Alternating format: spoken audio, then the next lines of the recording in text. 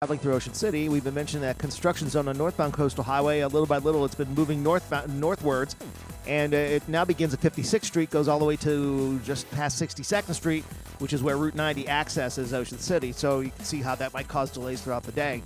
Looks all right otherwise in Sussex County. 13, 113 and Route 1 were good. Wycomico County moving on 50 from Willards to Pittsfield to Parsonsburg. Bypass good and 50 good to the Bay Bridge. That's your traffic for the Voice Radio Network. Gina Gershon. Hello. Hey. Hi. Good morning. It's Bill and Jessica, Power 1017. How are you? I'm doing okay, thank you. How are you doing? We're great. We're great. Good. Cocktail, Red Heat, Showgirls, Bound, Face Off. The list goes on and on and on.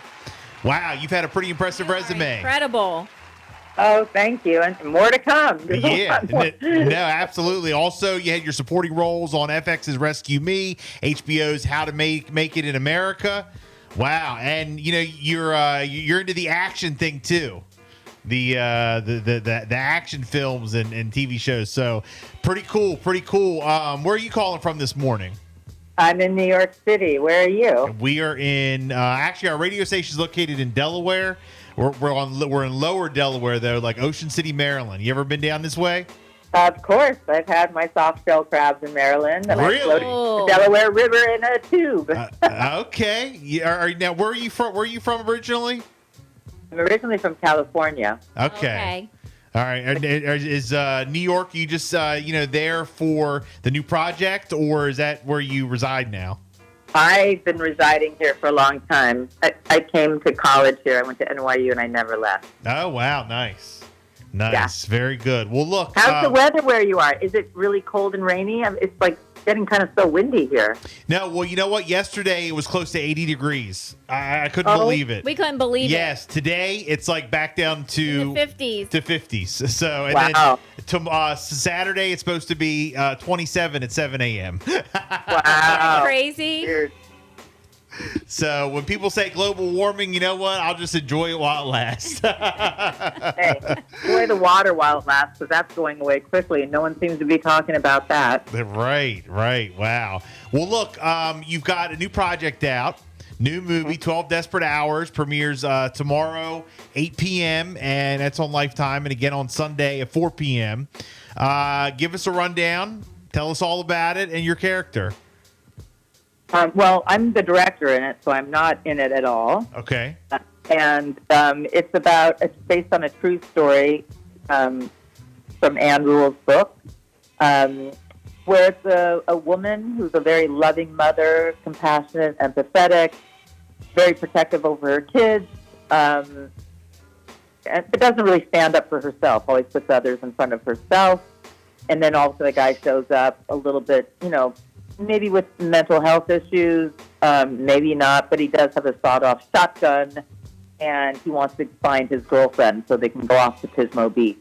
And so she says, I will take you, please leave my family alone. And she basically drives around with him and prevents him from killing other people and then killing himself, and then he turns himself in. And so her kindness and compassion kind of became a superpower, something that we all need to remember, because a lot of these guys, who are off, and every day we're reading this, every other day. I'm sick of reading these stories about these mass shootings. Right. I mean, since Sandy Hook, it's been like nearly 3,000 mass shootings. It's just so out of control. 40,000 gun deaths per year in the United States. I know. But, I know. Here's this guy who has not had a loving mother. He's had a really terrible, he's kind of a victim of society, not to excuse what he's done, but from someone talking to him and just taking the time, like, it calmed him down, and he did turn himself in. So I really like that message. I just think, mental health is we have a real. real problem in our country, Yeah. with gun violence, and we need to learn more gun discipline, and there's just too many guns around. And mental health is just so real, I mean, people like Yep. the way, you talk to people and the way that you treat people, I mean, some people respond different than others, and everybody doesn't respond to, mass force and screaming and hollering. I mean, it's so complex, mental health. I think it should be taught more. Well, it's also, like in the older days when this took place, although we don't really say it's the 70s because we didn't have enough money. The budget wasn't big enough. But, in those days you were either totally sane or schizophrenic. There was no in between. So when this guy got thrown in jail for for life, they were like, no, he's fine. And then later I think they realized, oh, he's got some issues. And so they let him out. You know what I mean? Which also, I'm not quite sure I understand that. But listen, anyone who goes and shoots innocent people, they obviously have mental health issues. But it's gray. The world is horrible right now, and for young people, and you have a lot of young, angry, alienated men, especially in rural America. And in America, and it's just too easy to get your hands on a firearm, and that's just a bad combination. Yeah. So we just have to really figure this out a little bit more. We've been failing this. No, I agree. Now, look, you're making your directorial debut. It's the first time you're being a director here. So how was it? Give us a rundown how it's different from, obviously you're not in the film. We talked about that, but how much different is it for you, to take that role rather than being the star of the movie? Well, it was really great to just not have to go through hair, makeup, and wardrobe. I could just right. I bet. Terrible every morning. I was super happy. I've learned enough that you have to just. I really had to cast this well with solid, great actors who kind of had my back and who I could depend on, and I got very lucky with my cast. They're really wonderful. And, we had no time. We shot this in 13 days, no overtime, 12 desperate hours. I kept thinking, are we talking about my day, trying to make my day?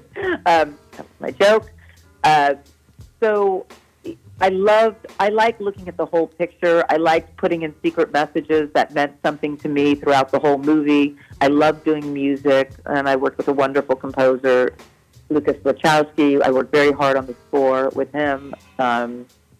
And it's, when you shoot so quickly, you really direct it in the editing room. You have to redirect everything. And I was lucky to have Alex Steyermark, who had directed me in a movie, Pray for Rock and Roll. So we kind of plowed through this stuff, and it was nice. I learned a lot. I also knew a lot more than I thought I knew, so that was great. Right. But I like being in control of the bigger picture of saying, the costume and the production, it's like making a whole collage that's in your head. Yeah, no, as absolutely. Opposed to just doing your character, Well, the film stars Samantha Mathis from Billions, Harrison Thomas, Better Call Saul, David Conrad, again, 12 Desperate Hours. It's airing right now on Lifetime and on demand. Any other projects you working on? We're going to see you on the screen again. Anything new? Yeah, well, I finished the movie Borderlands with Kate Blanchett and Jamie Lee Curtis and Kevin Hart. I don't know when that's coming out, but that's going to be a doozy. That's going to be a wacky, wonderful, fabulous movie that Eli Roth directed, and I'm going to be working on his next project. And I did this other movie. I did a couple things. I did Nora from Queens when that comes out. Aquafina, she directed. That was her directorial debut. I just did an episode, which was fun because I adore her. I've got all sorts of things coming out. You never know what comes out and when they come out and what they end up being called. So stay tuned. Yeah, Stuff no, is coming out. absolutely. Are you on social media? People want to follow you and find out what's going on? Yeah, I'm on. I only do Instagram. I'm terrible. I am on Twitter, but I don't really do it. I'm not so good at it. Well, I'm on Instagram's Instagram the one. under my name, Gina Gershon. Look for the blue check, Okay. Yeah, and you don't pay for that, right? They actually confirmed you, right? What do you mean? Oh, no. I've been on it since I sold my book a few years ago. Yeah. No, that was a joke on that was a joke on the chief twit on Twitter. No, but you have to really do look for that blue check because then sometimes people pretend to be you. I know. Which is dangerous, People pretend to be me all the time. I know. I pretended to be you. I'll admit to it. Right. Hey, Gina, thank you so much for checking in. Good luck with everything. We appreciate it. You. It's been a pleasure. Thank you so much. Thank Yes. you. Take care. Bye. Every Sunday morning, we slow it down, Delmarva. Spread the love.